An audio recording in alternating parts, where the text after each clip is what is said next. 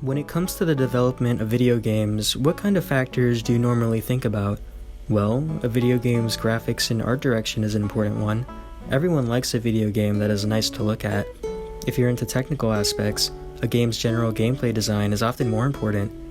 A game can look good, but that doesn't always mean it's fun to play.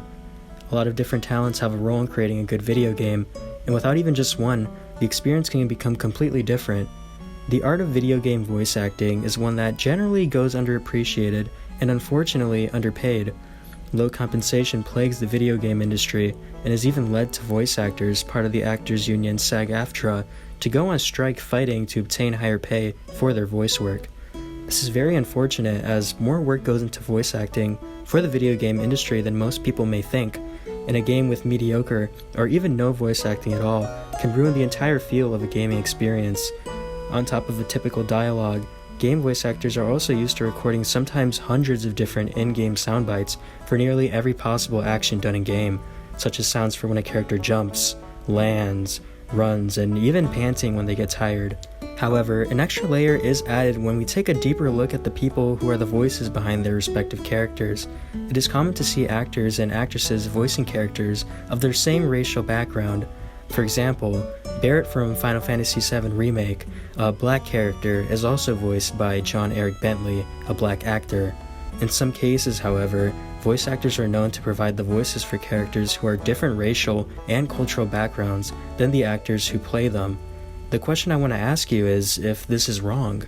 Hopefully, after providing information relating to cultural appropriation in the video game voice acting industry, we can get closer to answering this question.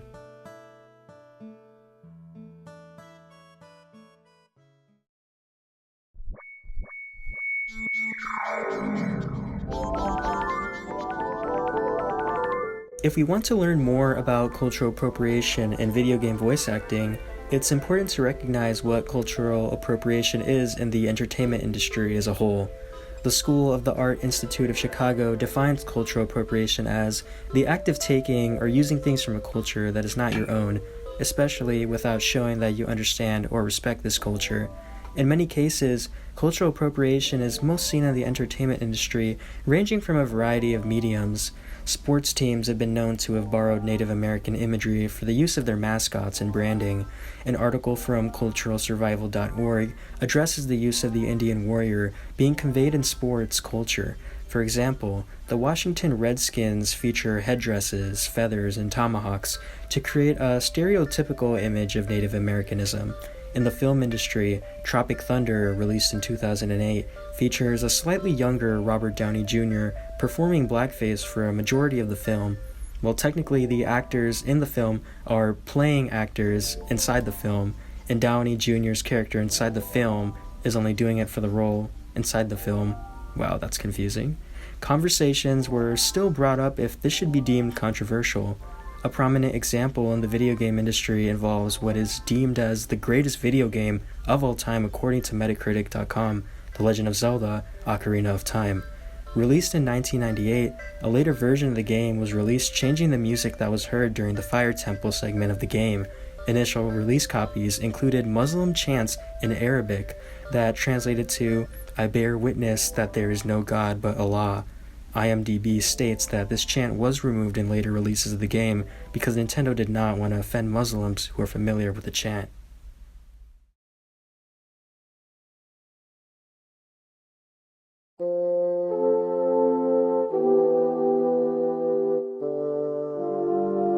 Voice actors in video games can be a crucial part of the video game development process. Before the 90s, voice roles in video games weren't as common as they are today.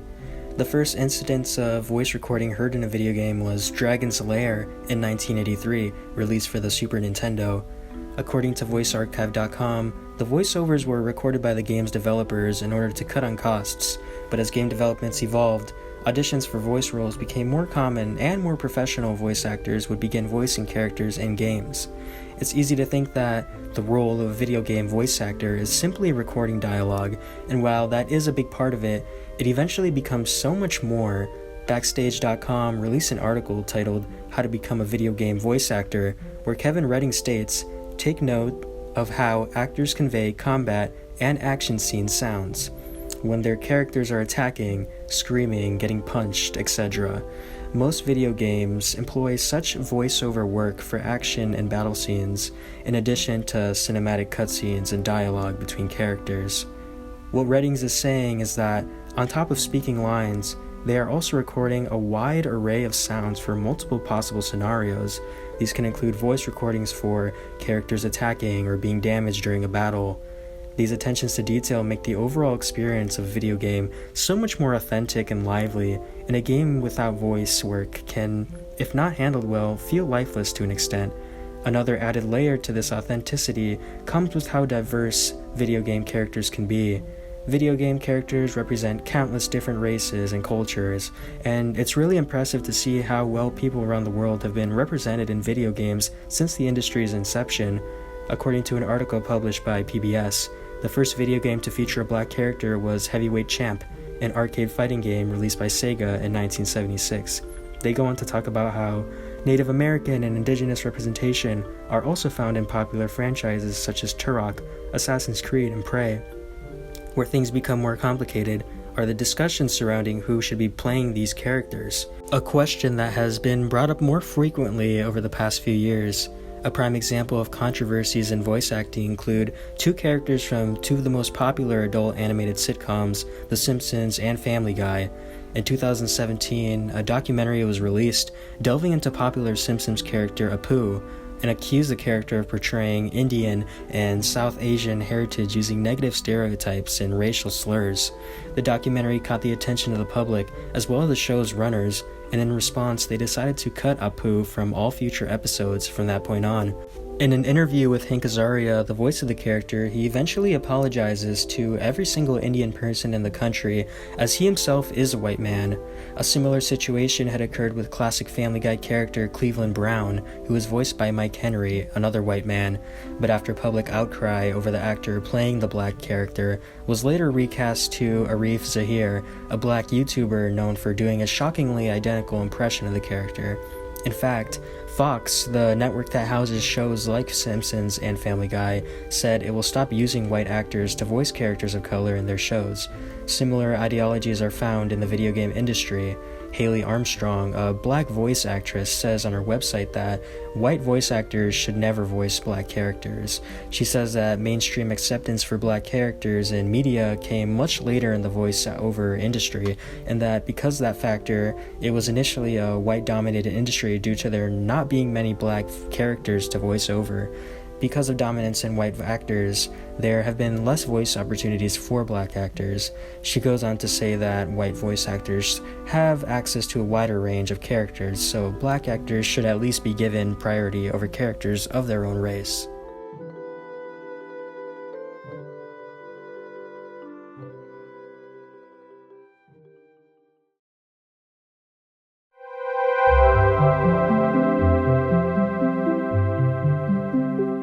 Cultural appropriation present in video game voice acting is not a new concept, and examples can be found throughout gaming history. Philip Militek, the author of The Colorblind Ideology in Video Game Voice Acting, discusses many examples of cultural appropriation in video game voice acting.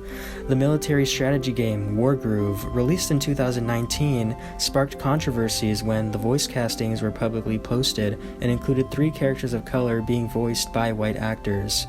Wargroove's developers, Chucklefish, would eventually respond apologizing for these casting decisions, claiming that they opted for utilizing an outsourced casting company in order to remove any potential biases among Chucklefish staff. Either way, they still apologized and claimed to support the representation of people of color in the industry moving forward. Red Dead Redemption 2 faced a similar controversy when character Charles Smith, who is both black and indigenous descent, was revealed to have been voiced by Nasheer Dalal. This situation in particular has raised debates because while Nasheer is a person of color, people still claim that this casting decision promoted people of color being interchangeable.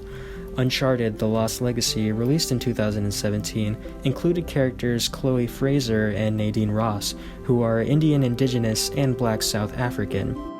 The article shed light on many more examples, but it goes on to bring up the idea of digital blackface, which is described as the act of blackface in video games and other digital media. Another term brought up is colorblind ideology, described as a belief that racial group membership and race-based differences should not be taken into account when decisions are made, impressions are formed, and behaviors are enacted. It goes on to explain that this ideology causes more harm than good, as it ignores the reality that racial biases still largely exist in our society. Merging these two concepts creates blind casting, which can be seen in the voice cast directing for Uncharted: A Lost Legacy.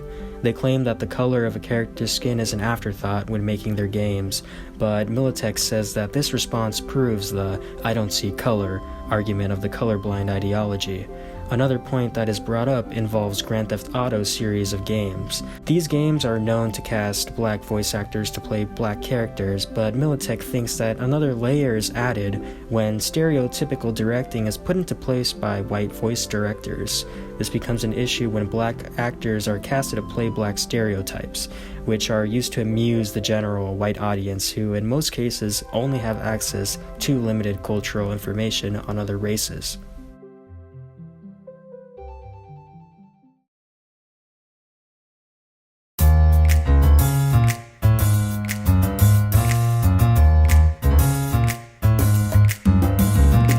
Cultural appropriation is important to talk about because the truth is victims of appropriation can be hurt by these portrayals. Gamers online are vocal in relevant spaces such as Reddit, where opinions relating to this topic have been shared. User Rodden Red Rod states, "I think it speaks more to the need for greater diversity in the field of voice acting than it does to Naughty Dog's voice acting choices." User Dude Bro Marxist says, "The lack of racial minorities working in the arts in general is more of a systemic problem, and I don't think naming and shaming a particular game, in this case Uncharted, for its casting choices is really going to help alleviate the issue." User Rex Stardust says, "I know that video game voice acting is a little bit specialized, but the voice acting field must be diverse enough so that they can get a good actor of the same race as the character. For ethnic voices, either find a voice actor or get a screen actor and drop a little more coin. I can't believe that a studio with the budget of Uncharted doesn't have the coin to get the right person in the seat. I think they're just being lazy." Lastly, a deleted Reddit user states, "My personal thoughts on this are heavily colored by Bob's Burgers, where multiple actors and guest actors are not race or gender bent, through Tina is actually voiced by a guy, but their characters look radically different from their personal looks. Actors get to play characters that look incredibly different from their actual selves, and it gives Bob's Burgers freedom to work really well in my opinion." Looking through the large discussions online, I came to realize that most gamers and digital entertainment enjoyers don't really care that much about casting actors of one race to characters of another. While there is a vocal minority of people who are upset about these casting decisions, they definitely don't seem to be the majority of opinion. However, an important factor to keep in mind is that we don't necessarily know the race of these Reddit users, and that no matter what, certain audible portrayals of certain characters do have an offensive effect on specific groups of people.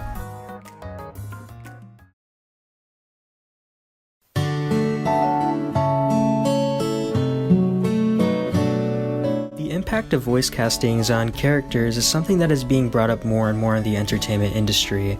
Examples of cultural appropriation in media is not a new concept, and just because it's more talked about today doesn't necessarily excuse every past situation that involved it. Black voice actors in this industry, like Haley Armstrong, make it clear that racial biases do exist in voice directing, and that in some cases, people of color aren't cast as characters of their own race because of a lack of support and motivation for people of color to choose voice acting as a career, with it being more of a white-dominated industry. With that said, I hope you are able to take this information in order to come up with your own thoughts on the current state of the voice acting industry, and maybe even put a little more thought into the voices behind some of your favorite characters the next time you hear them.